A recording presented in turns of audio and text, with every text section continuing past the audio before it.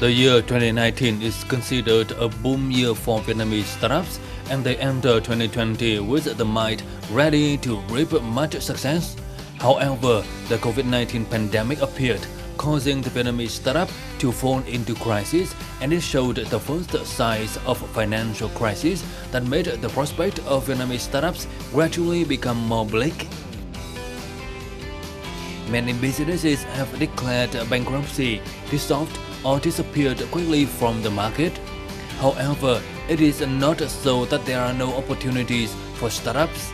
According to many experts, this is the golden time for founders to decide to start a business when many businesses on the market return to the starting point. The strength of startups is a flexibility in how they operate. At the same time, they constantly research, grasp consumer trends and needs, and create differentiated values.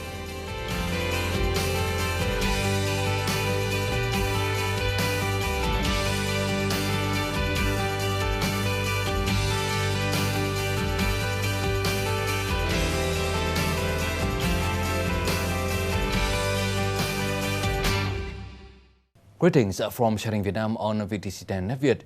Vietnam economy continues to be affected by the COVID-19 pandemic. What impact has this pandemic had on the startups? The guest of the program today is Mr. Marco Vander, the chief representative of German Chamber of Commerce and Industry in Vietnam. He will share more about the opportunities and also the challenges for the startup business during the pandemic. So thank you, Mr. Marco Vander, for joining us. Thank you very much for inviting me again, and welcome in our German business incubator.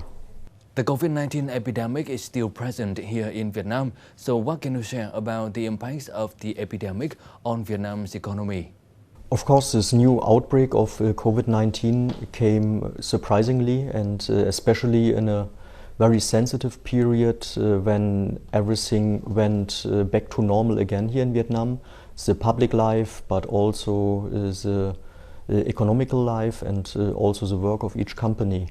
So here, of course, so this is a new interruption of all these promising developments. But on the other hand, I think Vietnam handled the situation so good in the past weeks and also in the past months. The challenge is now to return a bit to the COVID-19 mode, to implement all the successful measurements that, so wearing mask, to measure the temperature, to implement all the measurements, what is necessary to fight against this coronavirus. But actually I'm quite optimistic that the Vietnamese economy, the Vietnamese companies and also the foreign invested companies here in Vietnam will do it very well, and I think all of us, we hope that also this new outbreak is under control very soon, and that we can continue going back to a normal life and also to a normal economy. For startups, how will startup community be affected?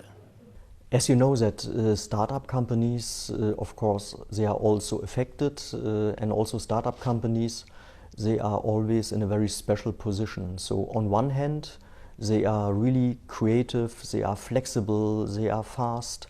And on the other hand, to build a business also with a startup idea also needs a certain administrative background, need a certain capital reserve, also a certain management structure.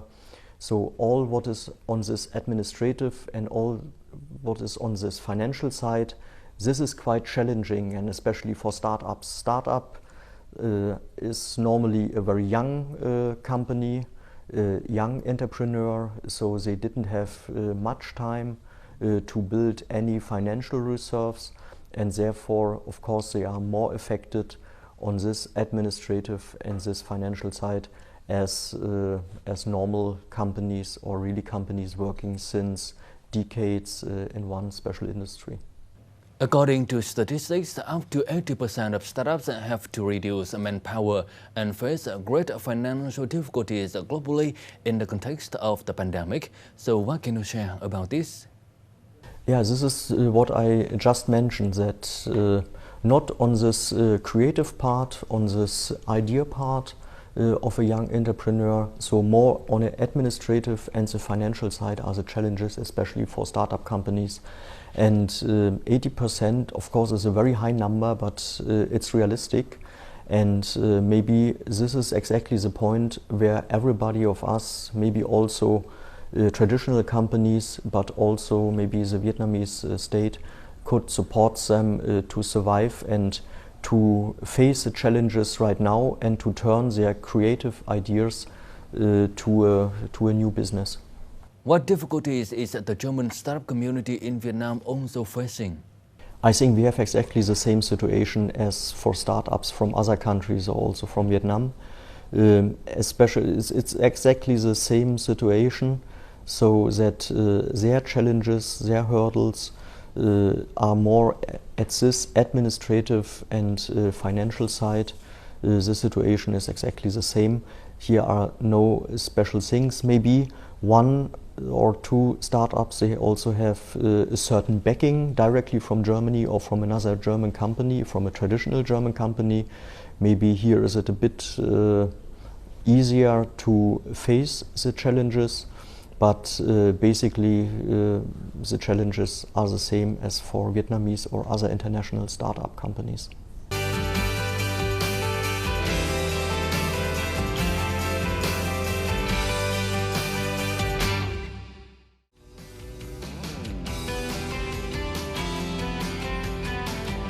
Startup ShowX brand in 2019 once surprised everyone with the launch of a new product line, sports shoes made from coffee powder.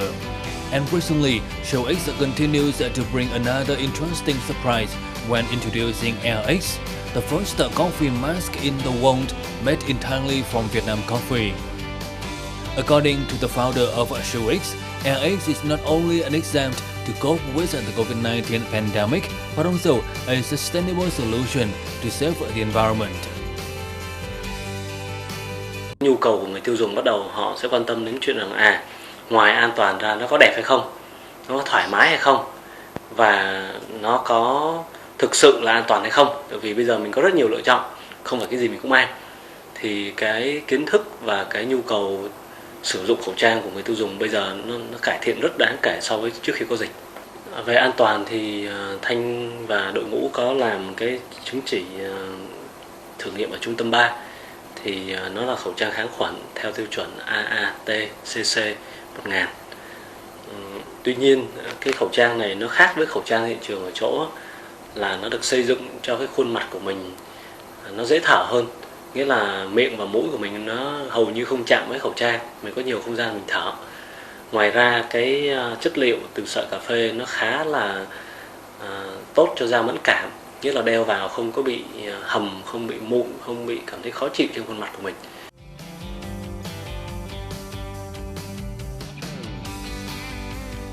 Thanks to the creativity as well as the sustainable adaptive thinking, the product has received enthusiastic responses from the market. Currently, products are being sold at the website of showx.net. In addition, the company also associates to sell products on e-commerce floors such as Tiki, Shopee, and through agent channels.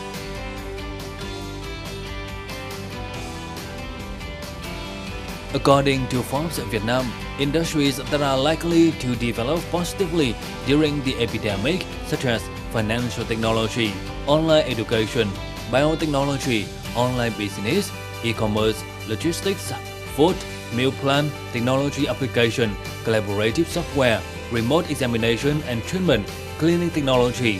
These can be considered as suggestions for small and medium enterprises, startups to turn around in a difficult situation.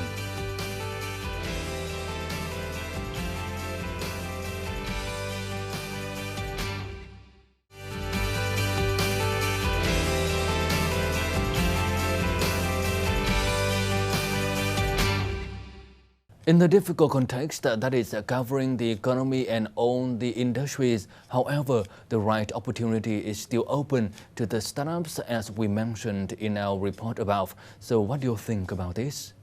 Of course there are. As we also mentioned, that the opportunities are clearly on this creative side. So startups companies are flexible, they are smart, they are full of ideas. And I think also in special situation what we have now with COVID-19, there are also opportunities. And when we're talking about internet, we're talking about e-commerce, and I think there are really opportunities, and here startups are really fast, also with new ideas to face a new situation, to solve some actual problems right now. And I think, of course, so especially here, acting very fast, be very creative, and here is clearly the opportunity for startup companies. A bright spot in the epidemic is the development of e-commerce. So how do startups in this sector need to change in order to keep up with the market demand? I think all the companies, and especially startup companies, they really have to carefully observe the market, what is going on, what is caused by this new very special situation, what does it mean also for traditional technology companies, and then adapt, recognize where are their opportunities, and also in dialogue or in a good cooperation to use these opportunities and turn it to real business solutions. I think this is the right way to go now. So how should the government support startups to make the startup community more competitive and more effective? I think here we have to go back to this administrative and financial challenges. I think the government could take some burdens from this side, especially from startup companies, that they really can be focused on, be more concentrated on their business, on their core business, working without any headache from the administrative financial side, really be concentrated and focused to find smart business solutions and tackle the challenges what we all have right now, and that we really can use more this dynamic creativity of each startup entrepreneur. So I think we should really make their life a bit easier from the administrative and also from the financial point, and support them that they really can explore their whole creativity right now. What is GIC's future plan to better support startups in Vietnam? Yeah, I think we will create more platforms for direct exchange, that on one hand startups from Vietnam and Germany, they can meet together via internet or in person, and that they really have the chance to match their ideas, and maybe they can also create common solutions for some business challenges right now. This is one, and second one, we also want to create a platform that startup companies can get more easier in contact with already established traditional companies. For example, here in Deutsche Haus we have big companies like Bosch, companies like Siemens, so leading German technology companies, and to bring them in contact with startup companies from Vietnam and from Germany. And I think here we can create a very dynamic business environment, and to find better business solutions and faster business solutions for the future. Thank you very much. Once again, thank you for joining us and for your sharings today. And that's all we have for this episode of Sharing Vietnam Today. For comment and feedback, don't hesitate to write to us at sharingvietnam@netvietttv.net. Thank you for watching, and goodbye for now.